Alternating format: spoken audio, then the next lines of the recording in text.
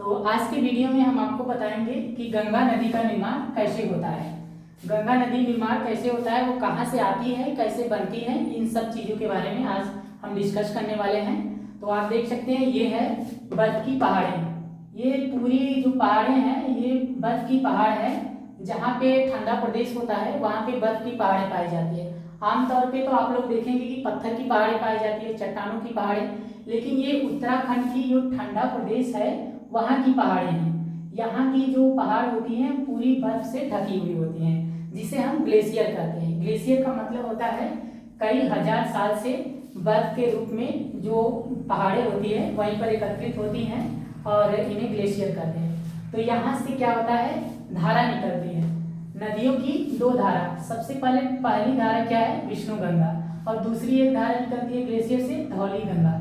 और दोनों जब एक जगह मिलती है जहाँ पे, उसे कहते हैं विष्णु प्रयाग। और विष्णु प्रयाग से यहाँ पे आप देख सकते हैं दो पतली पतली धाराएं मिलकर एक मोटी धारा का निर्माण कर लेती हैं। इसी मोटी धारा को बोलते हैं अलकनंदा नदी। दो पतली धाराएं जब आपस में मिलती हैं तो एक मोटी धाराओं का निर्माण करती हैं, जिसे हम नदी कहते हैं। और यहाँ पे आप देख सकते हैं विष्णु प्रयाग में अलकनंदा नदी का निर्माण हो चुका है।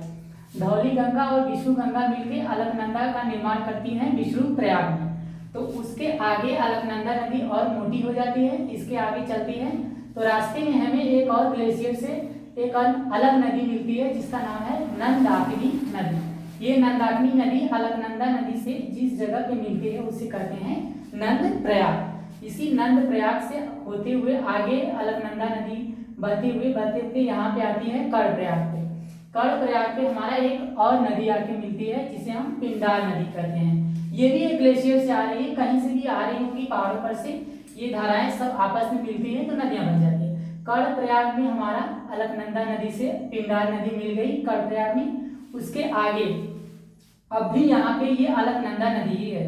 इसके आगे जब अलकनंदा नदी और आगे आती है तो हमारा यहाँ पे ये वाला पॉइंट जहाँ पे आप देख सकते हैं रुद्र प्रयाग है। रुद्र प्रयाग में एक और नदी आती है यहाँ से, केदारनाथ से। ये भी एक ग्लेशियर है। यहाँ पे देख सकते हैं ये सब ग्लेशियर है, ढेर सारी ग्लेशियर होती हैं। तो वहां में से एक धारा निकलती है जिसे हम मंदाकिनी नदी कहते हैं। ये मंदाकिनी नदी यहाँ पे आते हुए ऐसे ऐसे यहाँ पे रुद्रप्रयाग में अलकनंदा नदी से मिलती है। तो यहाँ पे अलकनंदा नदी मिली और जब दो धाराएं मिल जाती हैं तो नदी का जो चौड़ाई होता है और बढ़ जाता है। यहाँ पे देखिए नदी और बढ़ गई है, इस अलकनंदा की नदी की जो चौड़ाई है और ज्यादा हो गई है। यहाँ पे देख सकते हैं जब दो पतली नदियां आपस में मिलती हैं तो एक चौड़ी नदियों का निर्माण होता है। तो अलकनंदा नदी और चौड़ी हो गई जब यहाँ पे आती है, इस जगह का नाम है देवप्रयाग। देवप्रयाग में एक और नदी आके मिलती है, यहाँ पे देख सकते हैं जिसको हम उत्तराकाशी कहते हैं। यहाँ पे ग्लेशियर है, इस ग्लेशियर से उत्तराकाशी से होते हुए जो गोमुख एक स्थान है, गोमुख का नाम है, एक स्थान का नाम है, यहाँ भी ग्लेशियर ढेर सारी रहती है। तो यहाँ से जो ग्लेशियर से होती हुई नदी आती है उसे हम भागीरथी नदी कहते हैं। और भागीरथी नदी ऐसे ऐसे आते हुए देवप्रयाग में अलकनंदा नदी से मिल जाती है।